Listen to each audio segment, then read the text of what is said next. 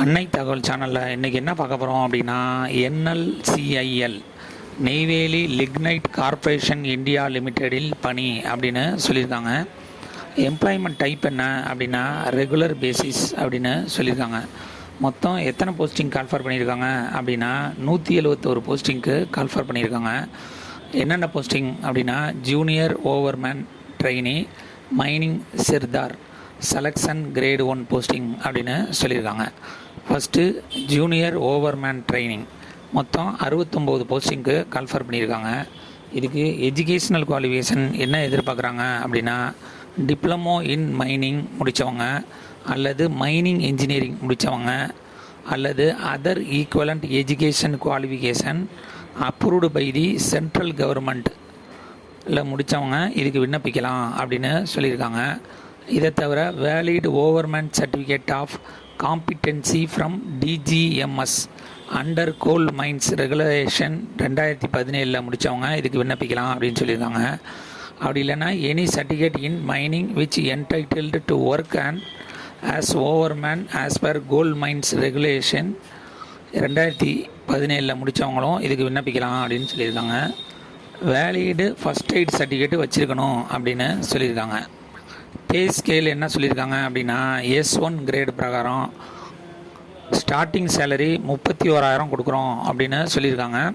அதுலேருந்து 1 லட்சம் வரலும் கொடுக்குற வாய்ப்பு இருக்குது அப்படின்னு சொல்லியிருக்காங்க.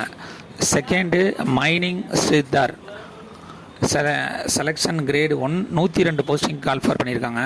இதுக்கு டிப்ளமோ அல்லது degree in any subject other than mining engineering and mining sirdar certificate of competency issued by DGMS மற்றும் வேலிடு ஃபஸ்ட் எய்டு சர்டிஃபிகேட் வச்சுருக்கவங்க இதுக்கு விண்ணப்பிக்கலாம் அப்படின்னு சொல்லியிருக்காங்க.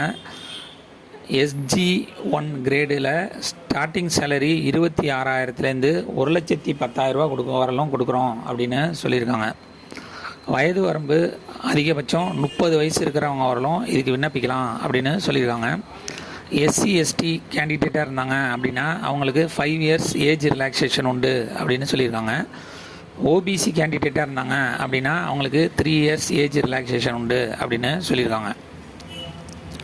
இதுவே ஃபிசிக்கலி சேலஞ்சரு ஜென்ரல் மற்றும் எக்கனாமிக்கலி வீக்கர் செக்ஷனாக இருந்தாங்க அப்படின்னா அவங்களுக்கு 10 வருஷம் ஏஜ் ரிலாக்ஸேஷன் கொடுக்குறாங்க. SC/ST கேண்டிடேட்டாக இருந்தாங்க அப்படின்னா அவங்களுக்கு 15 வருஷம் ஏஜ் ரிலாக்ஸேஷன் கொடுக்குறோன்னு சொல்லியிருக்காங்க. ஃபிசிக்கலி சேலஞ்சு OBC கேண்டிடேட்டாக இருந்தாங்க அப்படின்னா அவங்களுக்கு 13 வருஷம் ஏஜ் ரிலாக்ஸேஷன் கொடுக்குறோன்னு சொல்லியிருக்காங்க. எக்ஸ் சர்வீஸ்மேன் கேண்டிடேட்டாக இருந்தாங்க அப்படின்னா ஆஸ் பர் கவர்மெண்ட் பாலிசி பிரகாரம் ஏஜ் ரிலாக்ஸேஷன் கொடுக்குறோம் அப்படின்னு சொல்லியிருக்காங்க. மெத்தட் ஆஃப் செலெக்ஷன் எப்படி தேர்ந்தெடுக்கிறாங்க அப்படின்னா ஃபஸ்ட்டு விண்ணப்பிக்கிறவங்களுக்கு ரிட்டன் டெஸ்ட் நடக்குது. அந்த ரிட்டன் டெஸ்ட்டில் செலக்ட் ஆகிறவங்களுக்கு சர்டிஃபிகேட் வெரிஃபிகேஷன் மூலியமாக போஸ்டிங் போடுவோம் அப்படின்னு சொல்லியிருக்காங்க. Application fee junior overman trainee போஸ்டிங்க்கு SC/ST எக்ஸ் சர்வீஸ்மேன் கேண்டிடேட்டாக இருந்தாங்க அப்படின்னா அவங்களுக்கு 295 ரூபா அப்படின்னு சொல்லியிருக்காங்க.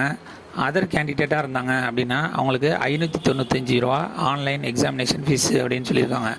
இதுவே மைனிங் சிர்தார் செலெக்ஷன் கிரேடு 1 போஸ்டிங்காக இருந்தாங்க அப்படின்னா ST/SC எக்ஸ் சர்வீஸ்மேன் கேண்டிடேட்டாக இருந்தாங்க அப்படின்னா அவங்களுக்கு 236 ரூபா ஆன்லைன் எக்ஸாமினேஷன் ஃபீஸு.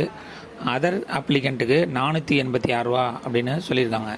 விண்ணப்பிக்க கடைசி நாள் 14/5/2025 5 PM அப்படின்னு சொல்லியிருக்காங்க. டிஸ்கிரிப்ஷனில் லிங்க் கொடுத்துருக்கேன்.